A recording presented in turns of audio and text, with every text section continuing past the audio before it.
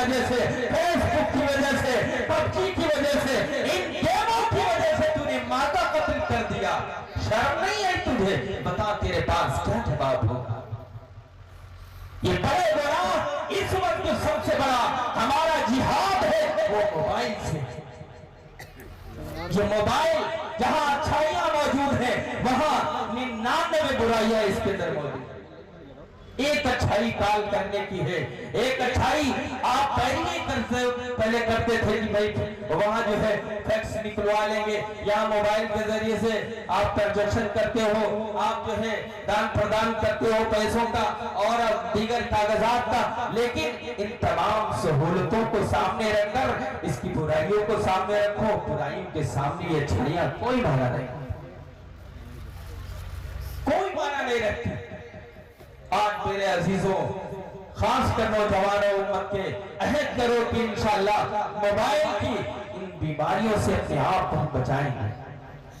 ہم جانتے ہیں رات کی تنہائی میں جب تم بستر پر پہنچتے ہو تمہاری سوچ یہ ہوتی ہے, تمہارا خیال یہ ہوتا ہے باپ اپنے بستر پہ سو گیا ہے, ماں اپنے کمرے میں سو گئی ہے, بہن اپنے کمرے میں سو گئی ہے, اب رات کی تنہائی ہے, میں اور میرا بستر ہے, میرا لحاظ ہے اور میرا موبائل ہے, مجھے کوئی نہیں دیکھ رہا ہے. او نادان, تجھے وہ رب دیکھ رہا ہے جس نے تجھے پیدا کیا ہے, جس نے تجھے بنایا ہے, جس نے تیرے باپ کو بھی بنایا ہے. جو دنیا کے اندر اللہ نے فرمایا لم یکن شیئا مذکورا, تیرا تم کوئی ذکر ہی نہیں تھا, قابل تذکرہ نہیں تھا, لیکن رب نے تجھے ماں باپ کی انٹی دیے, رب نے خاندان دیا, رب نے دنیا میں آنے کا بہترین ذریعہ دیا ماں باپ کو, اور پھر وہ ماں باپ آپ کے لیے وبال بنے ہوئے ہیں. رات کی تنہائی میں سونے والے او نادان, جو یہ سوچ رہا ہے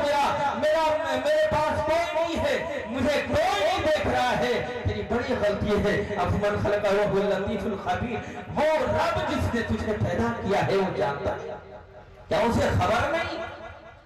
اسے سب کچھ خبر ہے. رات کی تنہائی میں آپ بستر میں جو واٹس ایپ چلا کے ایسی براہ تصویروں کا آپ مطالعہ کرتے ہو, میرے دوستو شرم آتی ہے مجھے کہتے ہوئے. نوجوانوں باز آ جاؤ, تمہاری انگلیاں میرے رسول نے فرمایا تھا رب کی پڑھائی میں بیان کرو, تبھی اس کا مومنٹ کیسے ہوتا ہے. دیکھو اللہ کی کتنی بڑی نعمت ہے, اگر یہ مومنٹ کرنا چھوڑ دے سچ میں آپ 1000 علاج کر لو, آپ لاکھوں دیپا کا میلہ لگا لو, لیکن اگر میرا رب نہ چاہے تو یہ انگلی جو ہی کھڑی رہے.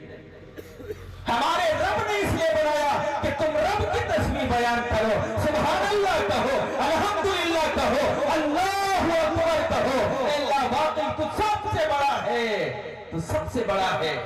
یہ گناہ چھوڑ دو, توبہ کر لو کہ یہ گناہ نہیں کریں گے. یہ گناہوں کے لیے میرے رب نے انگلیاں نہیں بنائی, ان گناہوں کے لیے میرے رب نے آنکھیں نہیں بنائی, ان گناہوں کے لیے میرے رب نے یہ پیر نہیں بنائے, یہ پورا جسم نہیں بنایا. میرے رب نے اس لیے بنایا ہے کہ تم رب کی بڑائی کرو, رب کو پہچانو, اور پہچانو ہمارا رب تو تمہیں چیلنج بھی کرتا ہے. قُلْ عَرَيْتُمْ النَّصْبَ مَعُوتُمْ غَوْرًا فَمَنْ يَأْتِيكُمْ بِمَاءٍ مَّعِينٍ, بتاؤ اگر ہم پانی جیسی چیز جو بڑی عام ہے, بالکل ہمارے نزدیک کوئی قیمت ہی نہیں ہے, یہاں تک کہ جب باڑھ آ جائے تو ہمارے لیے ہلاکت کا وہ ذریعہ بن جاتی ہے, جس سے ہم یہ سمجھتے ہیں پانی کی کوئی قیمت نہیں. لیکن تمہارا ہمارا سب کا رب یہ کہتا ہے بتاؤ اگر ہم پانی جیسی بہترین نعمت کو تم پہ روک دیں, کون ہے جو تمہیں نیچے سے اوپر لا کے دے گا؟ کون قدرت کا ویکتی ہے, کون قدرت کے اندر, جیسے کہ آج ہمارا اور آپ کا یقین ہے کہ سائنسی مراتب پہ جا کے ہماری نگاہیں کتنی ہیں کہ یہ مغربی ملک والے ہمیں ایسی مشینریز دے دیں گے جن کے ذریعے سے نیچے سے اوپر پانی لے آئیں گے. آپ جاؤ, چیلنج کرتا ہو, لاؤ لوٹاؤ ان دنیا کی طاقتوں کو, اور کہو اے مغربوں میں رہنے والے ترقی یافتہ ملک کے لوگوں, ان تمام ملکوں کو پکارو, ہمارے یہاں واٹر لیول نیچے چلا گیا ہے, ہمارے یہاں سوکھا پڑا ہے, لاؤ کوئی ایسی مشینیں لاؤ, ہر حضرت ذوالجلال کی قسم یہ تمام ملک جمع ہو جائے, یہاں تک کہ اور دیگر مخلوقیں بھی جمع ہو جائے. اگر ہمارا رب نہیں چاہے گا ایک قطرہ بھی نہیں لا سکتے, ایک قطرہ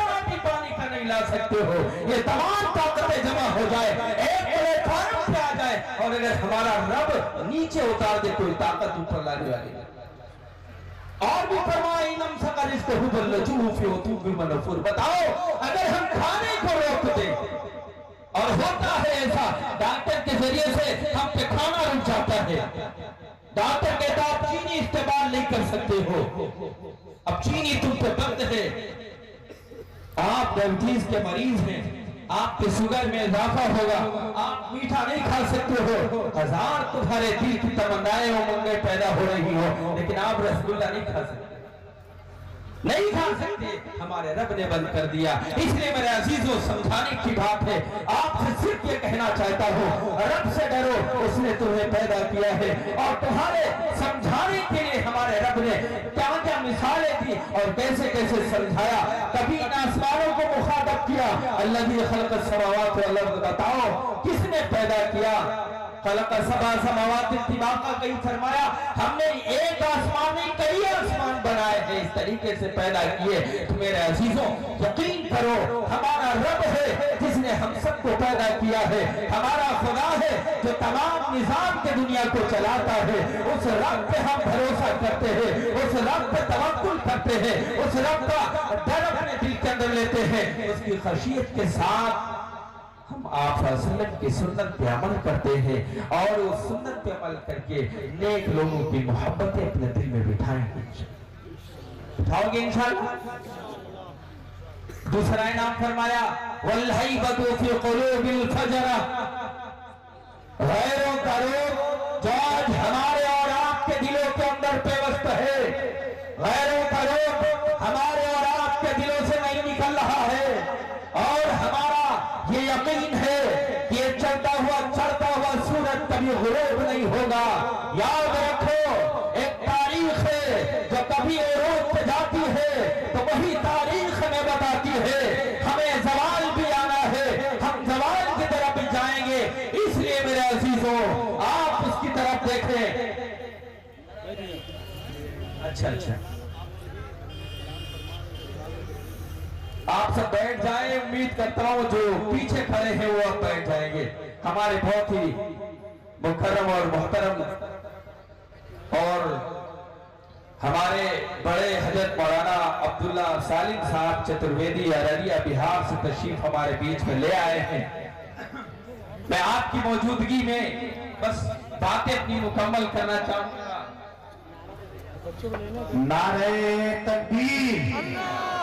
लखीमपुर में ऐसे नारा लगाया जाता है? बताओ लखीमपुर वालों मौलाना से कितनी मोहब्बत करते हो, जरा एक मरतबा पूरा मजमा मिल के नारा लगाए, नारे तकबीर, नारे तकबीर। अज़मते मुस्तफा, अज़मते मुस्तफा। हज़रत मौलाना अब्दुल्ला सालिम साहब चतुर्वेदी, हज़रत मौलाना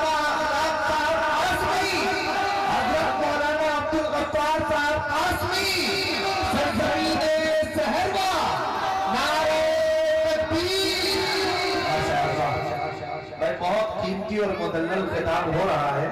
आप हजरात बताना तो संजीदगी और वकार के साथ बैठकर हजरत मौलाना के खिताब को मुकम्मल करें। बैठ जाए भाई, इस तरह खड़े होकर आप लोग खामखा वावेला न करें, अपनी अपनी जगह बैठ जाए।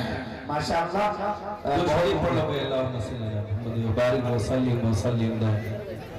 जो पीछे हमारे भाई खड़े हो बैठ, वरना हमारे मेहमान मुकर्रम क्या सोचेंगे कैसे लोग हैं। बैठ जाए वरना मौलाना भी खड़े हो जाएगा। जब खड़े होने का रिवाज है तो हम भी खड़े हो जाते हैं, इसलिए बैठ जाए, जो जहां है वहीं बैठ जाए।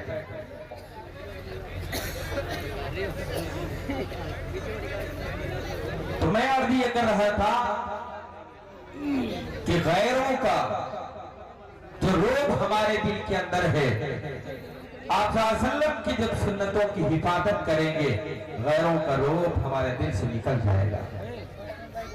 करेंगे इंशाअल्लाह सुन्नत, इस सुन्नत पर अमल करेंगे, किस सुन्नत पे? तमाम सुन्नतों पे। اور جیسا کہ ہمارے اور آپ کے درمیان میں بڑی مشہور چیزیں ہیں، حضرت مولانا حنظلہ صاحب نے جیسا کہ شادی کی رسم و رواج میں بتایا اور آپ سے یوں کہا کہ آپ یہ سوچتے ہو کہ ہم اگر شادی سنت طریقے پہ کریں گے لوگ کہیں گے کتنی سونی یہ شادی ہے، بڑی سناتے والی شادی ہے۔ رب کی قسم میرے آقا فرما رہے لا تحقرن من المعروف شیئا فإن لم تجد فلتخاک بوجہ طلق، ایک ملاقات ہی کیوں نہ کرنا ہو اپنے مسلمان بھائی سے، یہ بھی حقیر نہیں ہے، کوئی بھی سنت میری حقیر نہیں۔ اس لیے انشاءاللہ ہم تمام سنتوں کی حفاظت کریں گے۔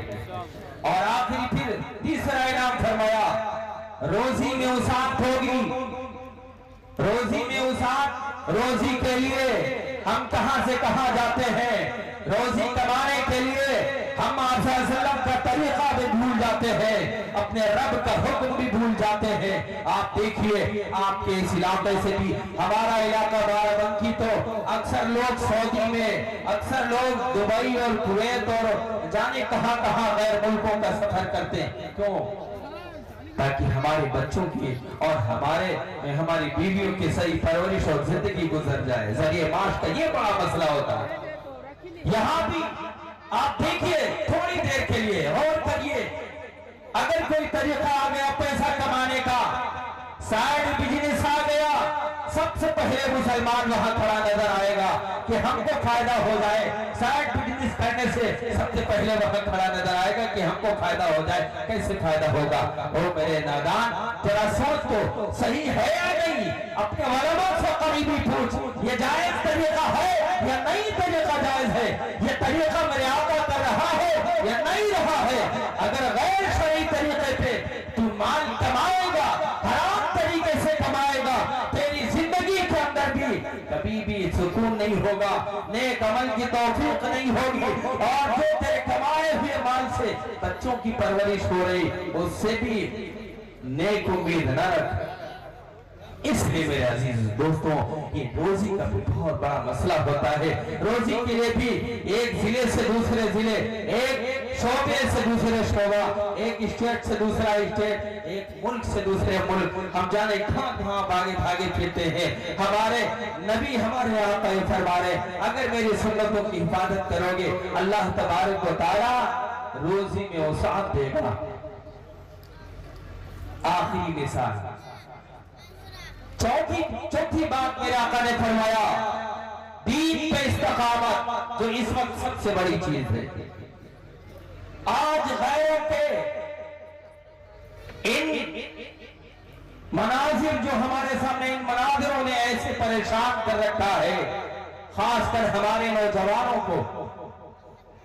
پرسوں کی بات ہے، میرے پاس لکھیم پور شہر کا ایک شخص آیا، پرسوں کی بات، اور وہ یوں کہہ رہا ہے کہ بڑا صاحب میں آپ سے کچھ سمجھنا چاہتا ہوں۔ میں نے کہا جلدی سمجھو، مجھے کہیں پروگرام میں جانا ہے۔ اس سمجھنے میں اس نے جانتے سوال کیا کیا؟ سوال یہ کیا کہ ہمارا یہ جو مذہب ہے کیا ہمیشہ اسی طریقے سے رویہ کرتا چلا ہے؟ نعوذ باللہ نعوذ باللہ۔ کیسا سوال تھا، کیسا سوال تھا، پرانی باتوں کو کہہ رہا تھا۔ آپ بتائیے، اور آپ سے میں آخری بات کہہ کر جا رہا ہوں، اگر تم غیروں کے مذہب سے مرعوب ہو تو ہو جاؤ، لیکن میرے عزیزوں آپ سوال کرنے سے پہلے خود سوال سمجھو اور غیروں کے بھی باتوں کو سمجھو۔ بہرحال ہم یہ کہتے ہیں جب تک ہمارے درمیان یہ علماء ہے، جب تک یہ مدارس یہ حفاظ یہ قرآن زندہ ہے، آپ اگر سمجھنا چاہو آپ بخوبی سمجھ سکتے ہو۔ اگر آپ اپنی بدی ہوئی چیزوں پہ، اگر آپ اپنی نظر کی دیکھی ہوئی چیزوں سے اس قدر مرعوب ہے، ایمان چھوڑنا چاہتے ہیں، تمہارا مقدر خراب ہو گیا ہے۔ ورنہ اگر سمجھنا چاہو آپ سمجھ سکتے ہو۔ آؤ ہمارے قریب آؤ، ہم تمہیں بتائیں گے دقیانوسی کیا ہے۔ آؤ ہمارے قریب آؤ، ہم تمہیں بتائیں گے پرانی چیز کیا ہوتی ہے۔ آؤ ہمارے قریب تو آؤ، ہم تمہیں بتائیں گے یہ بڑی بڑی چیزیں، آسمان زمین سورج چاند ستارے پہاڑ، یہ کس نے بنائے ہیں، کیسے بنائے گئے ہیں۔ کچھ چیزیں ایسی ऐसी होती है जो बदलने वाली नहीं होती है, और तुम बदलने की बात करते हो। हमारे नबी जो शरीयत लेकर आए क़यामत तक चलने वाली है, हमारे और आप ही इसमें किसी की हिम्मत नहीं कि बदल दे, कोई बदल ही नहीं सकता। हमारे नबी आखिरी नबी है जो शरीयत लेकर आए, आखिरी शरीयत है, अब ये क़यामत तक चलेगी। कितने उड़ते रहेंगे, नादान बहते रहेंगे। कभी तो आप देखिए इस वक्त कितने शकीलियत बहुत चल रहा, माशाअल्लाह। मौलाना के करीब वो शख्स रहता है, दरभंगा रहता, बहरहाल अली हकम स्टेट पड़ता, करीब रहता, मुझे उम्मीद है। और हजरत ने कई बार उस पर शायद बयान भी दिया। ऐसा कमजोर शख्स भी, मैं इस वक्त मुसलमानों का जो हाल देख रहा हूँ वो ये है, अगर इंतहाई नादान हम में खड़ा होके और ये कह दे कि मैं उम्मत का नबी हूँ, तो कुछ बहुत ऐसे हैं जो ईमान ले आएंगे, कुछ बहुत ऐसे नादान मिलेंगे जो ईमान ले आएंगे। हम तुम पे ईमान लाते, तुम मेहनत करो, समझना ही नहीं चाहते हो, तुम आओ तो कभी देखो कुरान तुमसे क्या कहती है, हदीस क्या कहती है। हमारे उलमाओं ने कितनी किताबें लिख डाली है, कुतुबखाने भरे पड़े हैं। समझना तो चाहो, तुम्हारी जिंदगी ना तमाम हो जाएगी, लेकिन किताबें खत्म नहीं होंगी, तो तुम खाने खत्म नहीं होंगे मेरे अजीजों। इसलिए मैं आपसे कह रहा हूँ, आखिरी बात ये कह रहा हूँ, अगर दीन पे इस्तकामत हो जाए तो एक बड़ी नियामत है। इस वक्त जैसे इर्तिदाद का दौर चल रहा है, माओ का हो, भाइयों का हो, बहनों का हो, जिस तेजी के साथ चल रहा है, अगर इस तेजी के अंदर हमारे आका अपनी सुन्नत की हिफाजत पे गारंटी दे रहे हो, तुम्हें दीन पे इस्तकामत मिल जाएगी, दीन पे तुम टिक जाओगे, जम जाओगे, तुम्हारा खात्मा ईमान पे हो जाएगा। अगर रब पे खात्मा हो गया, अल्लाह की कसम हम और आप सब कामयाब हो जाएंगे। वाखिरु दावाना अनिल हम्दुलिल्लाहि रब्बिल आलमीन।